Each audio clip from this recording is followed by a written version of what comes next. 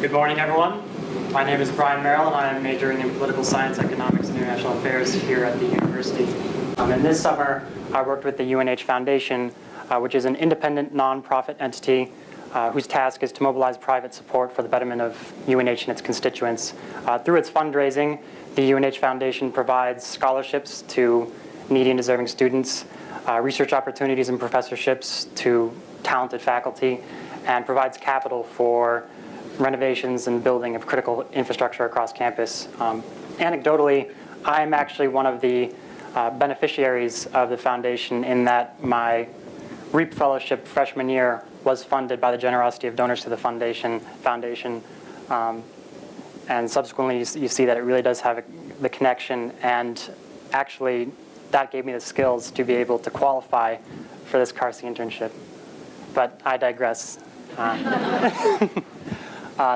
The foundation really seeks to address a structural deficit compounded by two key trends.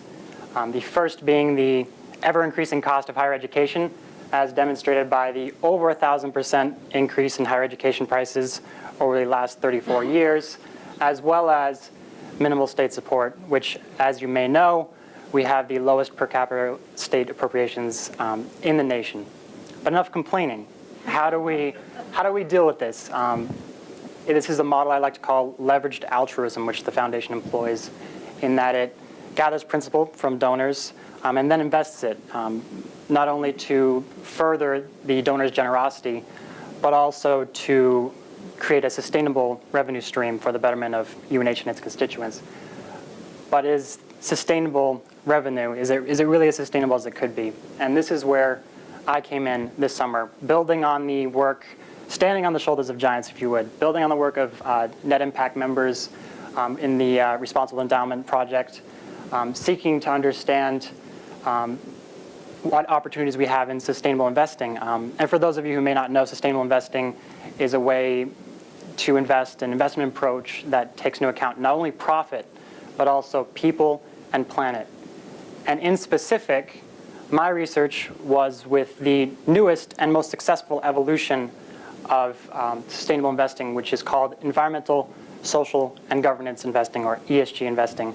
I do not have time within the constraints to really give a comprehensive explanation, unfortunately, but I do want to highlight that this is not the sustainable investment strategy of your grandparents' generation. The traditional approach to sustainable investing, which involves using extra financial metrics to avoid certain investments that you find displeasurable, has really been turned on its head with ESG.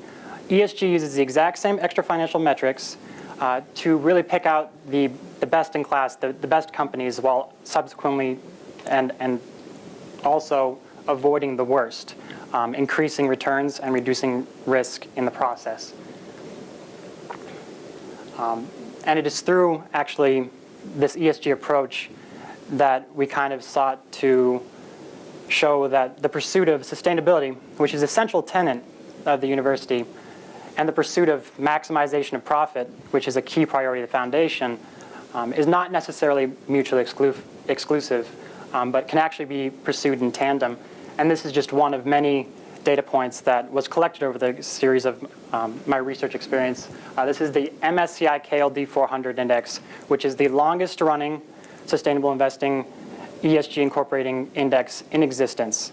As you can see from the white line, which is the KLD 400, it outperforms both its benchmark as well as the holy grail of indices, the S&P 500. And all of this over a 23-year period, which, in my opinion, really does add a substantial layer of legitimacy. And keep in mind, this is just one of many data points in a really comprehensive and growing body of academic research showing that ESG investing can generate superior risk-adjusted returns. And as a result of not only my research, but my predecessors, we really have made considerable progress with the UNH Foundation, with their cooperation, of course. Not only do we have a sustainable investment sleeve coming out, but a sustainable investment policy is also being implemented.